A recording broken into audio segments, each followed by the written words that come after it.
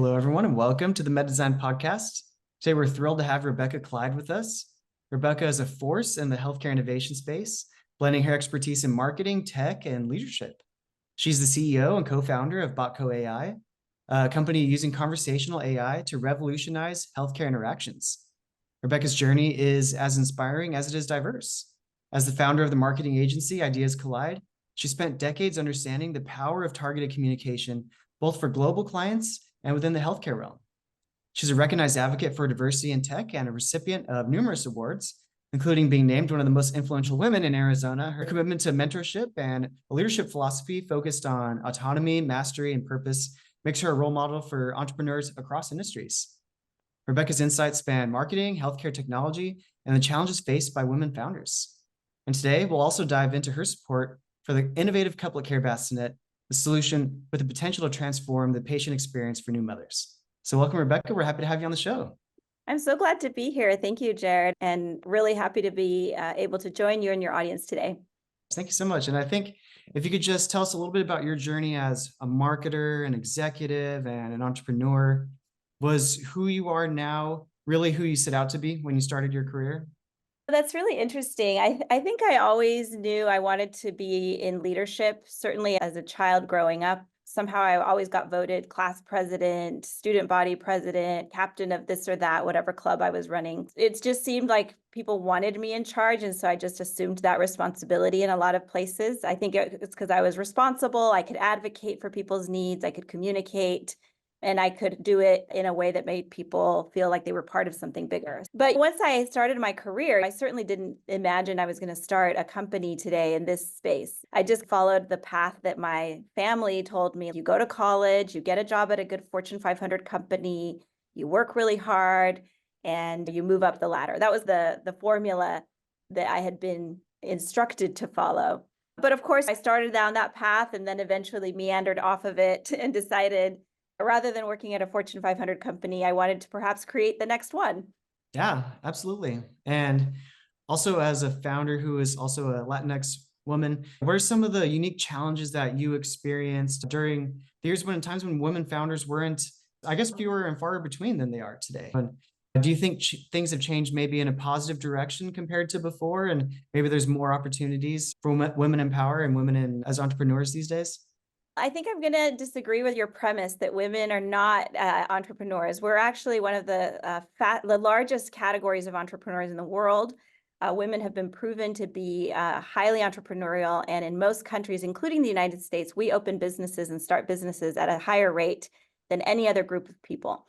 I think the issue is that in technology startups, we seem to be underrepresented because we are cut out of a lot of the kind of inner circles of venture capital, which means we don't have access to the resources or the capital usually to be seen and noticed.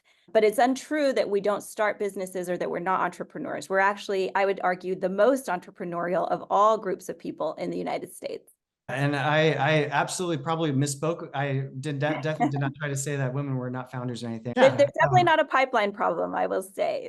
We're very entrepreneurial, and I can't even tell you how many women I know that are constantly starting businesses. And if you look at the records, women are starting companies and businesses at a very high rate. Yeah, I actually come from a woman founder as well. My mom Yeah, exactly. was an entrepreneur. My parents had what would you call it? Convalescent homes. And so they had a string of convalescent homes. And Oh, fantastic. I Yeah. feel like the stigma that I remember her talking about was just that it seemed to be like how you said, it was like a good old boys club back in the day. And Yes. it felt like very like something that you need to be taking. It felt, I remember her just being frustrated. I hate that these guys don't take me seriously. And Yeah.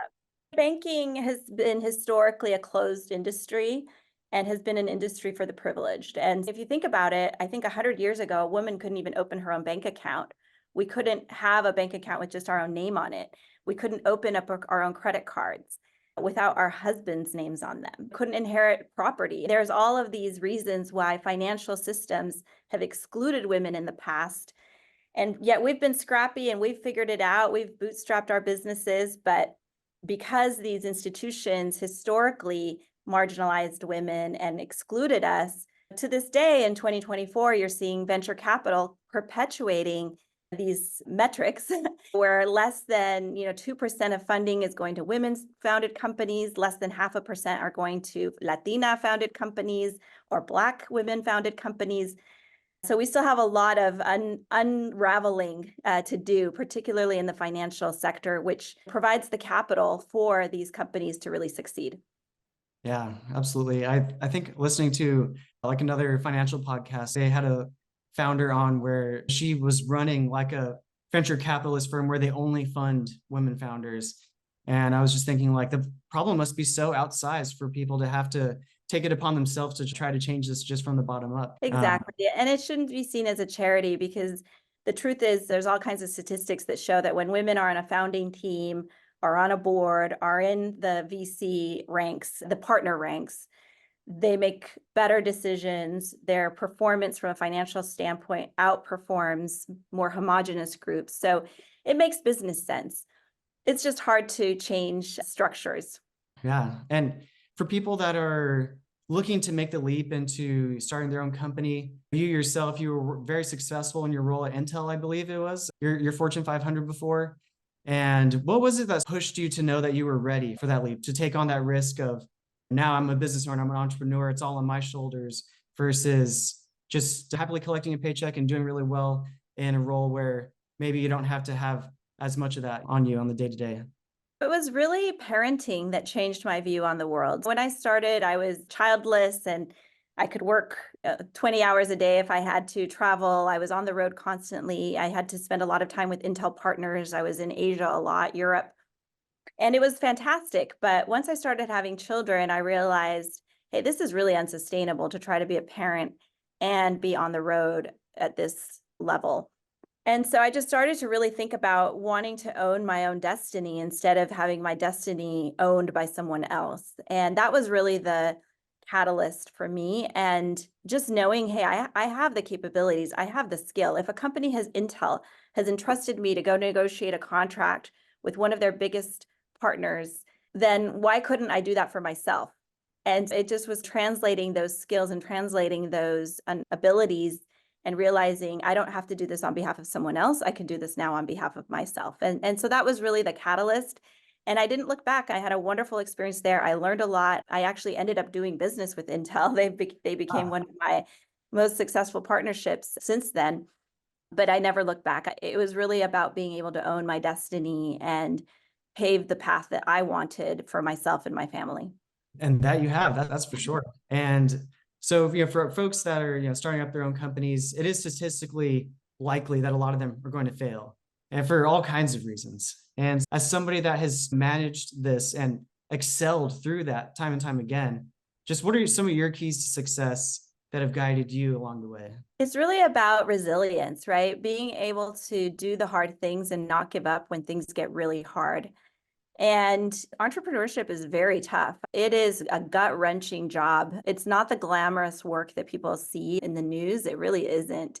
It's a lot of work. I'm up before everyone. I'm up in the morning before anybody else, and I go to bed after everyone else, right? I definitely probably get the least amount of sleep of anybody in the company, but that's just the job. That's the job that has to be done. And it's the amount of preparation, and it's being able to do that consistently over a long period of time that is hard. And making those tough decisions and just understanding the effort it takes to defy gravity, to go from 0 to 1, to launch something that didn't exist, requires an inordinate amount of effort. And so it's just the willingness to do those hard things. And that's the only thing I can point to. I'm not any smarter than anybody else in the room. I'm not any better looking than anyone in the room. I'm not richer than anyone else in the room. I just happen to be willing to do more work. Yeah, that's it right there. You got to work harder than the next person, right? And so you've had this career, you worked in marketing automation, and then you had your agency. And so you've been in the marketing world for quite a long time now, a couple decades. And then Botco.ai, also marketing essentially as well. And so what sort of inefficiency in marketing made you go down this route of like in creating this new company that integrating artificial intelligence into marketing now? What sort of gap did you feel that you needed to fill with it with this firm? Absolutely. I think life is a collection of data points and experiences. And so it's hard to point to one thing. It was like the layering of multiple things that created this. When I was at Intel, one of the big things I did there was implement marketing automation systems, one of those first like end-to-end demand gen systems within the company. And so I had a lot of in-depth experience in thinking about how do we make customer experiences better, more fluid, less friction-y, right? Or more frictionless, I guess would be the better word. And that had been the foundation of a lot of the work I had done there. Then I, started an agency, like you said, where I was implementing these systems for large companies. And during that time, we picked up a couple of healthcare clients, a large health system that was one of the largest in the region, the Southwest, and then another big payer, one of the biggest payers also in the Southwest. And I just was amazed at how antiquated their customer experience journeys were. And I would have pressed them on this and they'd be like, oh, because of privacy, HIPAA, the lawyers don't let us personalize, the lawyers don't let us do this and that and the other. And I was like, why are we not creating systems that the compliance environment can approve? And why are we making these bad experiences okay for people? Why do we tolerate these hold times? Why do we tolerate these delays?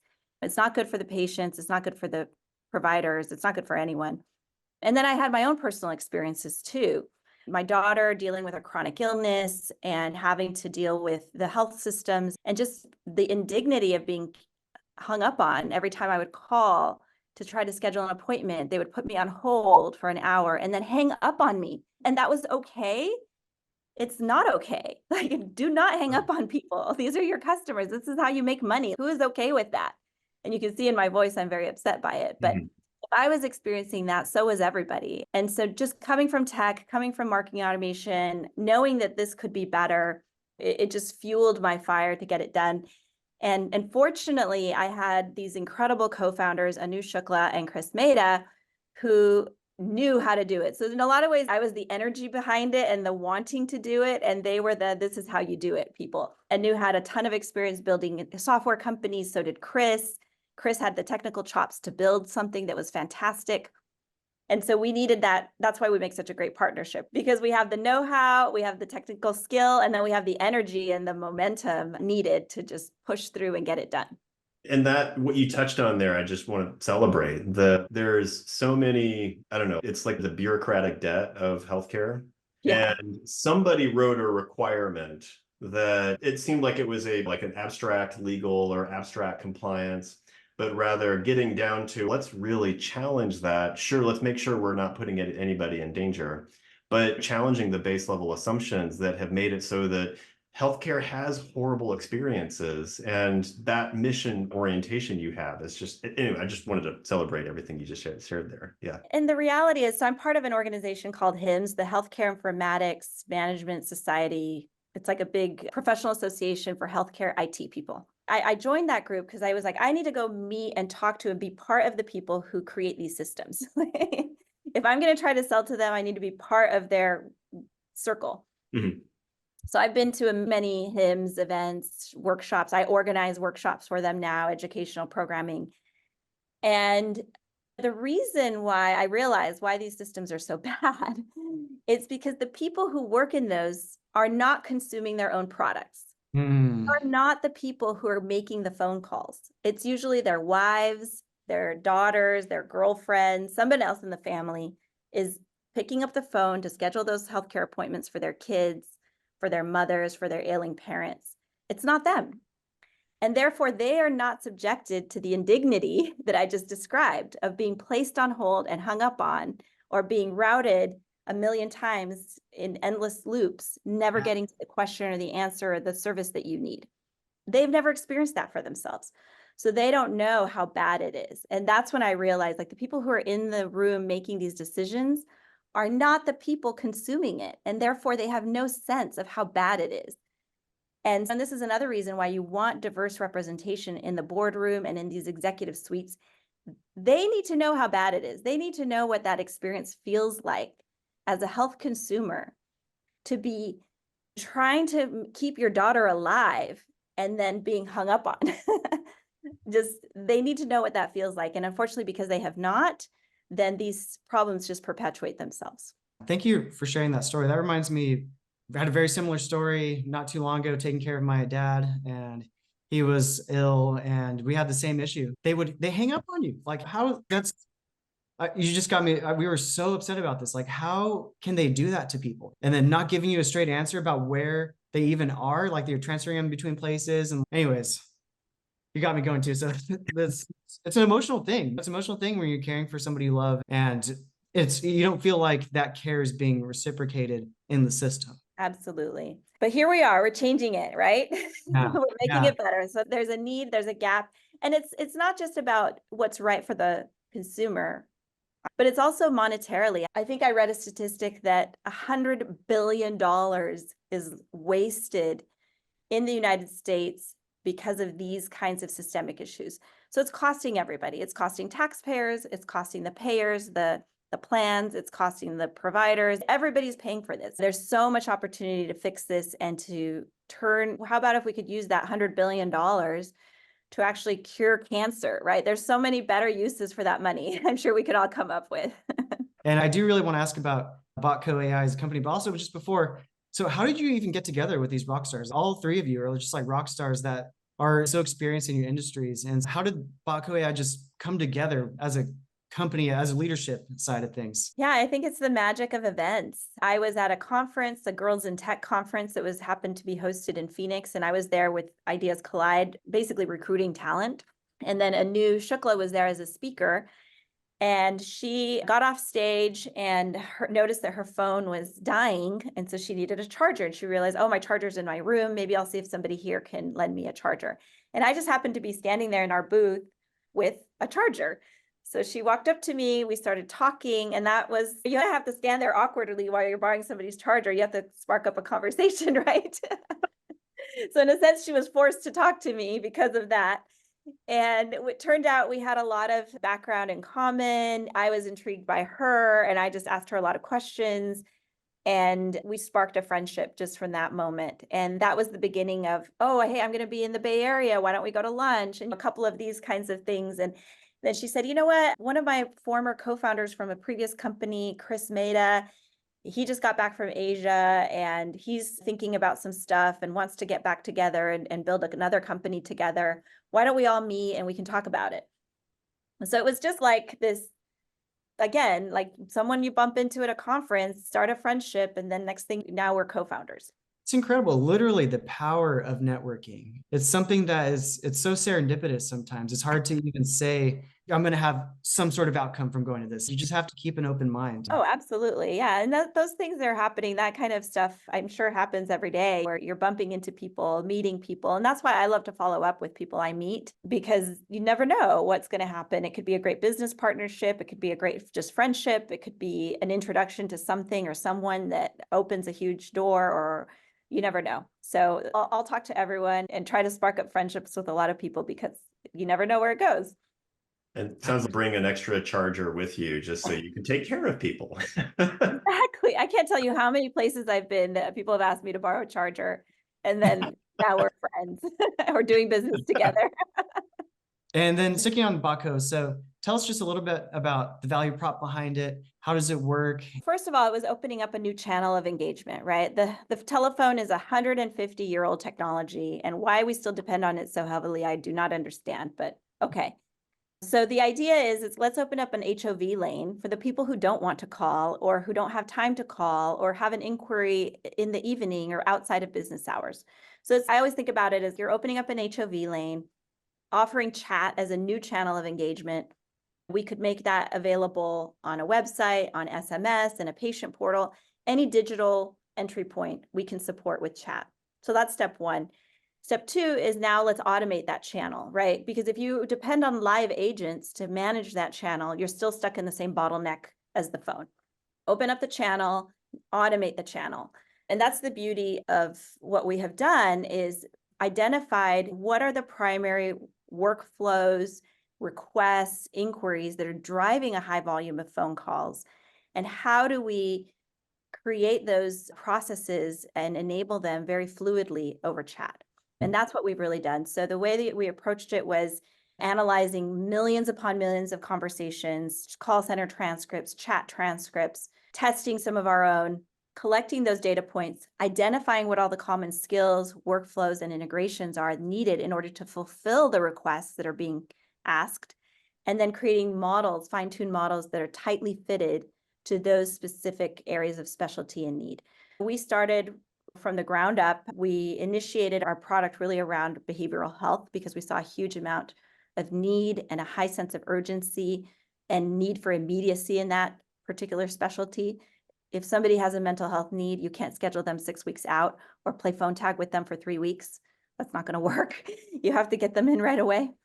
So that was a really good place for us to start. And now we've created that kind of fine-tuned model approach into other areas of specialty as well. It's fascinating. And so the side of this also that I thought was just so really cool was when I saw the conversion rates that you were able to deliver. It's just like insane, the amount of results you've been able to deliver.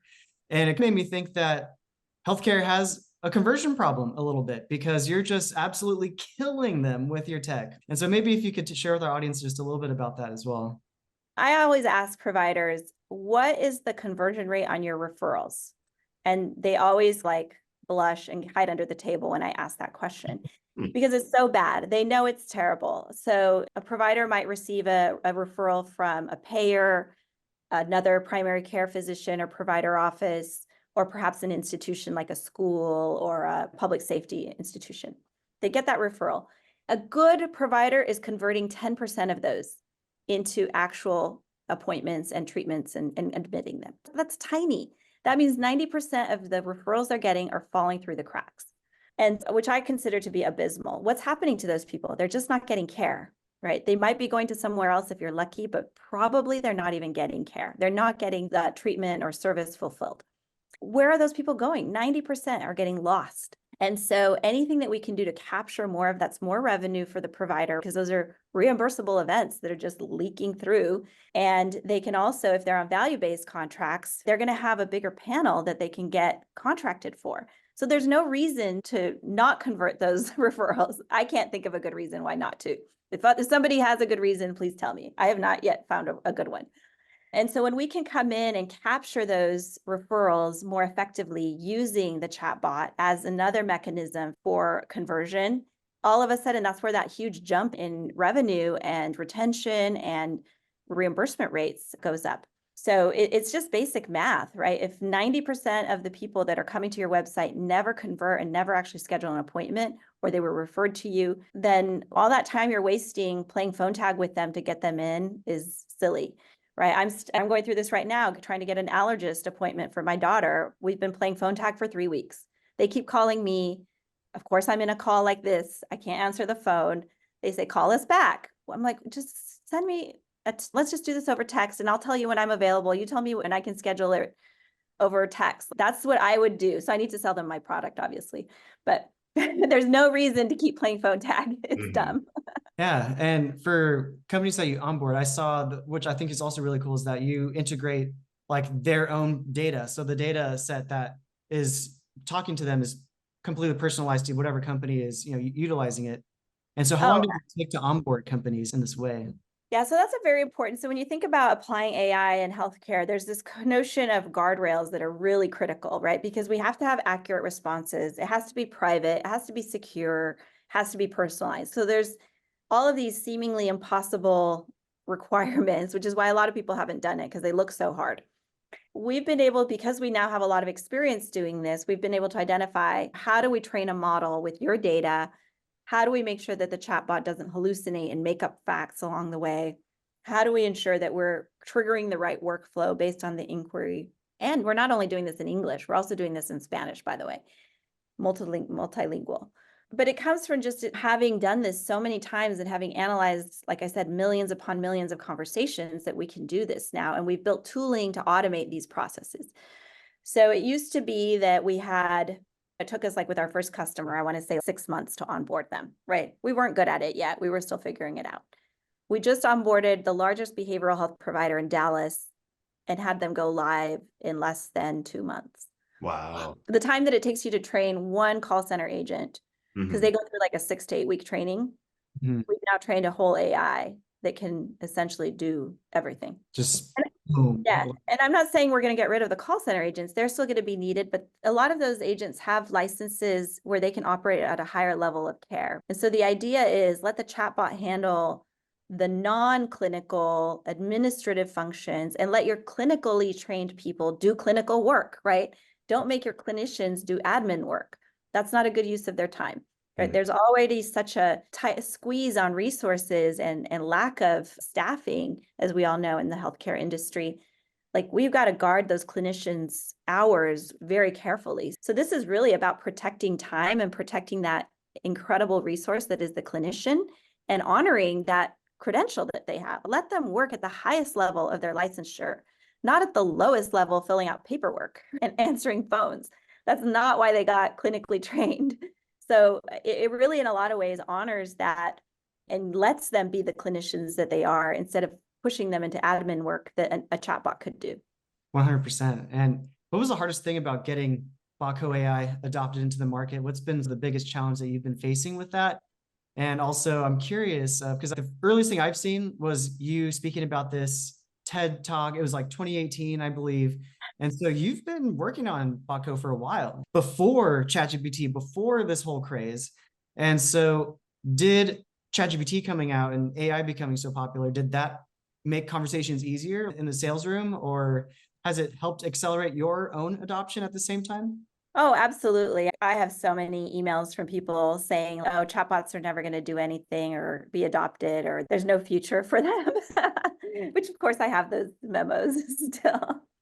But yeah, for me, it was obvious that this is where things were going. And one of the wonderful things of having worked at a company like Intel early on was Intel invented Moore's Law. It's actually named after Gordon Moore, one of the founders of Intel. That law was built there. And we were always looking at kind of the trajectory of the compute, the capacity of compute, and when compute would be inexpensive enough that you could support some of these mega algorithms that would essentially usher in the age of AI. So we were predicting a lot of these things long ago, 15, 20 years ago. I had maybe a little bit of inside knowledge, not a huge amount, but hey, I was part of these strategy sessions where we were looking at roadmaps 10 to 15 years out, because Intel builds fabs based on those roadmaps, right? They have to see into the future way out. And so we already had predicted that compute would get to this point where all of a sudden there would be a shift. And it's just like one of those little things. And then Chris, of course, being part of the MIT AI lab in the early days, was also very much in those early discussions. He was already seeing people talking about these transformer papers that came out in the late 2010s. And he was part of those academic circles where some of this stuff was starting to come together. And there was definitely like a sense that we were at the cusp of something. And even though people hadn't seen it in the outward world, I knew that it was going to happen. There was like this gut feeling like it has to happen. I know it's about to happen. I can feel it in my bones. I just can't explain it to people in a way that until they see it. And of course, now here we are, and everybody would be like, oh yeah, of course it was going to happen. But Yeah. And one of the big talking points I think that we've heard is that there's certain other chatbots have been trained on bad data, like just the problem of bad data out there. And how did you overcome that? How long did it take you to overcome just training your own model and getting and filtering out such bad data? I feel like others have not been able as successful at that. yeah, it's just hard work. It's a lot of grunt work, and it's having great partners in our customers who are willing to go the paces with us. Sometimes what we do is the customer will just hand over a bunch of stuff, and we go through an effort of vectorizing it and essentially training a model on it. But once you start to test it, and hey, there was a bad answer here, we built within our product this attribution tool where we show where did that answer essentially get sourced from. What is the relevance score? So we score it on how relevant it was to the question. And then is there an opportunity for improvement here? So we have this audit trail and these, we call it a playground, like a preview log that we can use to test the AI and test the data essentially. And so that allows us to see right off the bat, is this good data or bad data? Are we going to get good answers or bad answers from these kinds of data sets? But it took us a while. We ended up building this transparency tool because otherwise we were doing so much work to create a model that we had to throw away. So we said, okay, let's stop doing that. We don't want to waste effort. So with this tool now, we can know with just a sample of the data set, hey, does it even make sense to keep going? Or do you need to go back and scrub this data set before we continue? So that is actually one of the most, I would say, I think, revolutionary things that we have done for the industry, is created transparency around the black box of AI, because that's what holds up a lot of boardrooms from moving forward with this. That's what kind of keeps people from adopting this technology, is they're like, oh, too risky. We don't know what it's going to say. We don't know how to verify what's going to be going on there. So we'd rather not do it. This solves that problem. And you can test it. You can see the attribution. You can find where the problem data source is, and you can fix it, right? Because now you know what is creating that bad answer that delivered the hallucination or the misinformation. So that's one of the most critical things that we have built into our platform, particularly for the healthcare industry, because of the requirement around compliance and accuracy. Wow. I feel like you guys have done so many wonderful things. One of the other really cool things you did is also you're HIPAA compliant, like that in a time when people are super worried about data privacy in these ChatGPT or Gemini or whatever. Like you're able to be HIPAA compliant. Like how did you pull that off? And how difficult was that to pull off? You know what? I think I would have rather had 10 tooth canals without anesthesia. If you made me choose, Golly, I can that's imagine. about what it felt like. So just imagine, it was brutal, but it was necessary. And part of what happened was we were getting to the end of the line with these customers. And then of course would be like, we have to put this project on hold until you pass this HIPAA audit. And so finally I was like, we've got to keep this moving. We got to bite the bullet and just do the difficult work. We had to reconfigure a lot of aspects of our product. We had to build new tooling into our application. So we were scrubbing and anonymizing PHI inside the product, multiple levels of encryption, access controls to the nines. It's just been layer upon layer of new product capabilities and hardening within the system that is really not typical of a startup at our stage. We're a seed stage startup.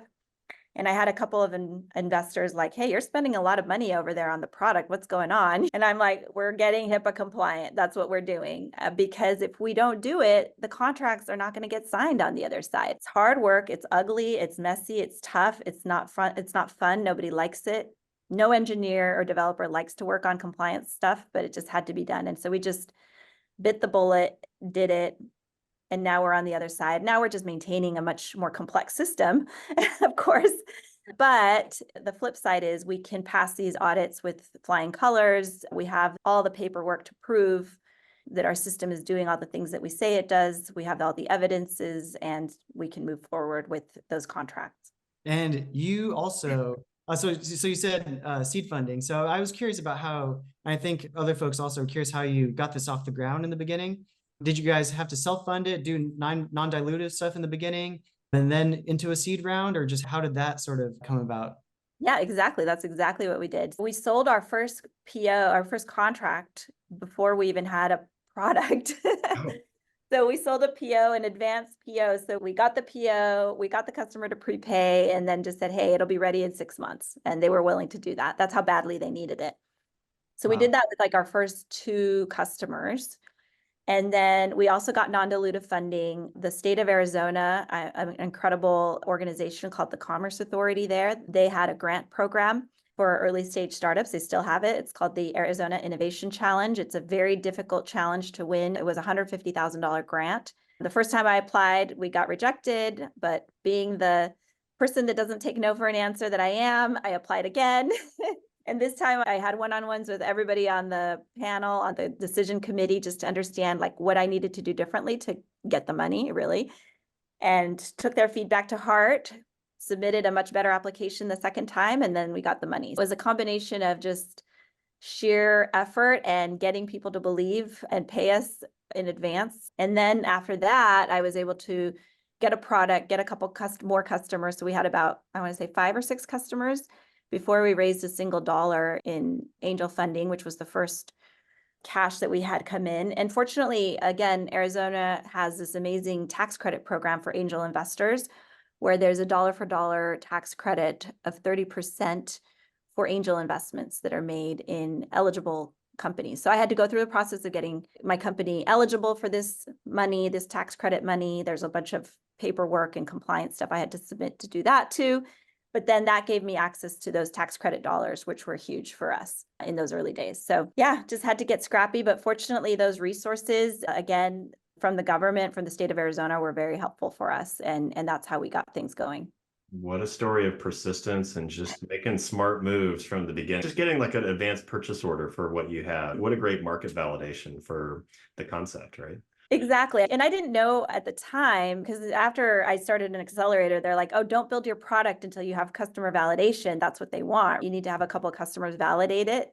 And I was like, oh, that's what I did. I didn't know that I was doing it the right way. Yeah. And your company, you're already past that stage now, but at that stage sounded like something that I feel like venture capitalists really like. You already had people lining up at your door for your product before you even had the product. Like, that's freaking incredible.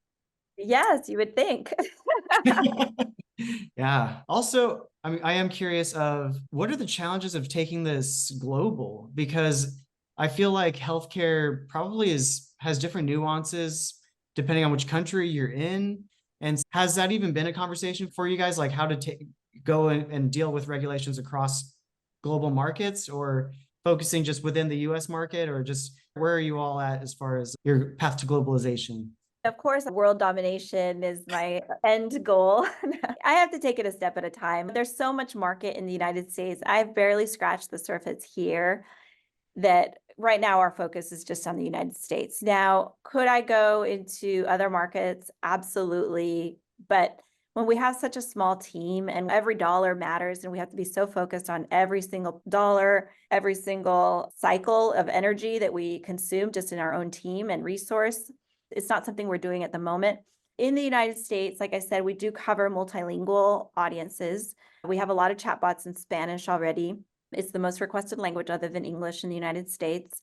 And because we also have the ability to deploy our chatbots on platforms like WhatsApp, we do have a really good opportunity to take this. I could see Latin America being a very easy shoe in for us. Probably a lot of the families we're supporting already have relatives on the other side of the Arizona-US border, Sonoran border, and beyond. We have customers in Texas, and they're also a border state. So California, Texas, Arizona, New Mexico, these are all markets that we have a lot of customers in. So it would be very easy for us to move south, I think. But again, it's a focus thing. It's where do we spend our cycles of energy? And right now, it's just not something that we're doing at the moment. But maybe after we raise another $50 million, then we can open up new markets. But it's for a later stage of our company. Yeah. Yeah. The expression often is like startups don't die of thirst for opportunities, rather they drown from too many opportunities. Yeah. And narrowing your focus and having a strategic way you're going after those makes perfect sense. Yeah. Oh, for sure. Mm-hmm. So I did want to talk a little bit about a startup that we're supporting called Couplet Care. So I'm assuming that you must have met Stacy at a conference through when maybe you were networking. And so I'm curious, just how did you meet Stacy, or how did you find out about Couplet Care and their mission? We were at an investor conference at Microsoft in Redmond, Washington, at the Microsoft headquarters. There was an investor event maybe a month or two ago, I want to say. And so I was, as you do at these events, there's pitches going on, and we were watching the pitches, and none of them were that intriguing to me. And then she got up on stage, and first of all, she has an amazing presence. Stacy's a great speaker. She's a great storyteller. And boom, I was riveted from the minute she got on stage. I was like, okay, I got to listen to her. She's got something important to say, I could tell. And super credible person with a lot of experience in the healthcare industry. And then she started to tell her story and talk about her product, and it just hit home. I literally started crying during her presentation because she described what happened to me, essentially.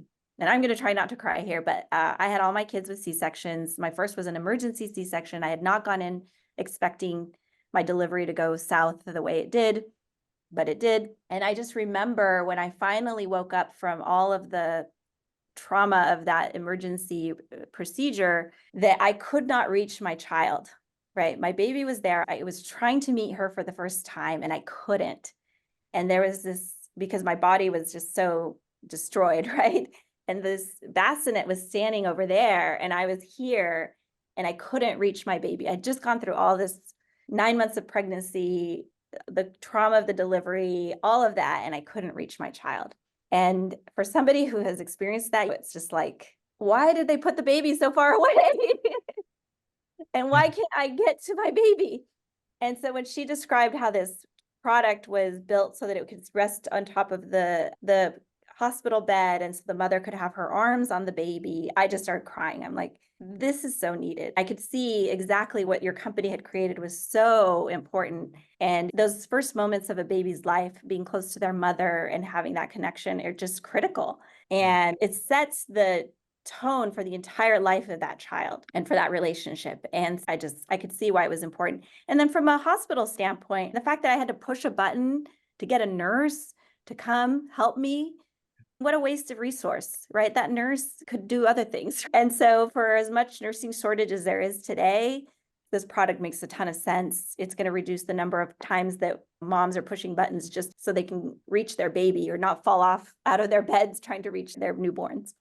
Thank you for sharing your story. I'm a little, you got me going over it too. So I'm very appreciative that you would tell us your story in that way. And it goes back to something that Ty has taught me about innovation, that the best innovation comes from a place of empathy. And I also think that's why Botco is such a wonderful company as well, because it came from somewhere, a need that you experienced yourself. And I also think that's also where Dr. Tully from Couplet Care also came from, that lived experience. Anyways, thank you for that. Also for where Couplet Care is, they are entering the markets. They are, as you said, every dollar counts at that stage and up until I think for quite some time. And I think for people that are listening to this and they're at a similar stage, they're trying to stay afloat through tough times. How have you managed to stay afloat? What are some of the ways that you've been able to navigate those waters over the years? That's really through the village that we create for ourselves. I want to say one of the most important resources I have in my life are friendships, family, and just that community that I've built around me. So it's a group of other founders, people like Stacy out in the world that we can relate to each other and we support each other. It's friendships with family members and my neighbors and community. Because when a day is hard or when you need somebody to support you in that moment, it's really important to have someone that I can call up and say, hey, I need help today. Could you pitch in with this or that? Or could you cover for me here? Or can you get me a ride to the airport so I can take this call or whatever it is, right? There's always like something that we need, and trying to do everything ourselves is going to be impossible. So we have to have a village around us that we can call upon. And of course, we have to be that village for other people too, right? I can't just ask, I have to be willing to offer too. So it's about creating a resource bank, so to speak, of deep friendships, really authentic relationships where we support each other. And that's the only way I know to get through these things. Another piece of experience that I know we're coming up in time, but I really wanted to ask you about is just yourself as a leader.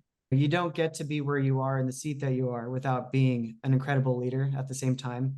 I'm curious of how has your leadership style changed over time, and what would your more experienced self say today about leadership that maybe your younger self would have not have known or would have liked to have known or would have benefited from? Oh, I'm definitely a work in progress still. I have days where I'm like, okay, I was a good leader today. And I have days where I'm like, I was not my best.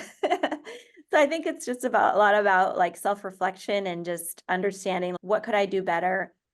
I think the one thing I've learned along the way is as much as I want to sometimes or have a tendency to just take care of things, right? Because I can do it quickly, I can handle it, I have a lot of capacity. That's not always the best thing to do. And sometimes you have to stand back and let the other person learn along the way and maybe do it slower, do it less perfectly, differently than I would have done it, make a few mistakes along the way. And I just have to like patiently support them through that process. And that has been the hardest thing for me to learn, and to just step back and let people learn, maybe if it's even the hard way. And it's something that I notice even now, even though I know that's always the best way to do it, I do find myself at times swooping in, right? Because this just needs to get done. I don't want to wait, because I have a very impatient tendency nature, which is good and bad at the same time, right? It has a good side to it and then it has a negative side to it. So I just have to know, like, when is it good? When is it appropriate for me to take care of things? And when is it more important for me to step back and let the other person learn? And I think that's probably the thing I would teach myself sooner if I could have. And even to this day, I'm still working on it. Yeah, you've got such an incredible vision. And you've started out with that too, of finding the book is Who Not How, right? Instead of asking the question of how would I get this done, of who can I partner with, who can I unlock in order to help get there. And you have to continue that as your leadership style, to find other who's who have specialized skills to help get that vision done. So you're not getting trapped in that immediate gratification of how, and feeling like progress is done instead of working through others. That's such a powerful leadership concept. Oh, absolutely. I'm never going to be the best at, that's the thing about like my role. I don't think I can ever be the best at most things in my company. I'm actually probably the worst at most things. Like I'm not a great product manager. I can do some product management tasks, but I'm probably a terrible product manager. Sure, I could run a Scrum meeting and do a stand-up call, but I'm probably not going to do it very well. So it's just knowing, okay, somebody who has the background in this is going to do a much better job running an engineering project or running a product, building a PRD or running a sales meeting, whatever, right? I can do an okay job. I can fake it through, but there are other people that are going to do a much better job. And maybe I can just get it going while we're hiring the right person. And then, okay, you take over now because you're going to do a much better job than me. That's like the definition of an entrepreneur, right? Is like you do all the jobs poorly and then you fire yourself and you hire somebody who can do it better. Oh, yeah, absolutely. Of course. Yeah. And I'm always like, okay, the sooner I can stop doing this job, the happier I will be for sure. So I feel like there's really only a couple of jobs that I need to do well, and it's hiring the right people to do the jobs, right? So I have to be really good at that. And then fundraising, because they always want to talk to the CEO. So I can't really delegate that. That's like the one thing that they don't like us to delegate. Running a board meeting, there's a couple of things that I have to do. So I should just focus on doing those things really well and then let the experts do their jobs really well. I love that. And as we're coming up on time, just a couple, what's coming up next. So, you've accomplished so much in your career, and what's really driving you forward today? What are you really passionate about right now? And also just what's up next for Botco.ai? What can we expect from Botco in the future? Yeah, I'm really excited about, I think I touched on this whole like guardrails in AI. I think there's going to be more and more conversation about how that needs to be done. And I'm excited to see the industry really finally embrace the capabilities of AI and knowing that there's a path forward in using these capabilities. From our standpoint, we're really thinking about how do we augment and automate more of these functions so that we're really relieving our customers from mundane administrative tasks that really are not the best use of time. If you look at even how population trends are going in the United States, we have a lower birth rate than we've ever had before. And so we have to figure out how to have productive companies with less people. We just have to. It's a must. This isn't a nice to have, it's a must have. If we want to maintain the GDP that we have, and we don't want to shrink our economies like Japan did in other countries, we have to figure out how to maintain productive, growing organizations and economies with fewer resources. So the only way to do that is going to be, unless we all suddenly decide to have a lot of babies tomorrow, we're going to have to figure out how to use automation more. I really see it as an imperative for our economy and then also for our well-being. I think all of us as humans, we want to work in a more creative space. We want to do more mission-driven work. And I don't think that for anybody has ever been data entry or workflow paper pushing. So I see us as really being able to support that kind of better quality of life for everybody involved, the workers and also the people on the consumption side who just need to access those resources and those capabilities more readily. Wow. Rebecca, thank you for joining us today. I absolutely adore your mission, and I'm just so excited to see like where Botco.ai goes in the future. And I really hope that it comes to my local market here in Southern California. We do. Actually, we have some great customers in Southern California. We just need more. Let's continue to partner and get introductions to each other. And I'm trying to do the same for Couplet Care. I am connecting Stacy and sharing her information with the healthcare folks I know, because I absolutely see that product as being essential. I don't think there should be a single maternity mother-baby unit in the United States that doesn't have that product. Right, 100%. A new standard of care. New standard of care. And the world, truly. Yeah, 100%. So they, like I said, thank you so much again. And yeah, good luck on your mission. And we'll be following you. So yeah, have a wonderful rest of your day. And we're just very grateful for your time. Absolutely. Thank you for having me, Ty and Jared. It's so good to talk to you today. Likewise. Thank you so much, Rebecca.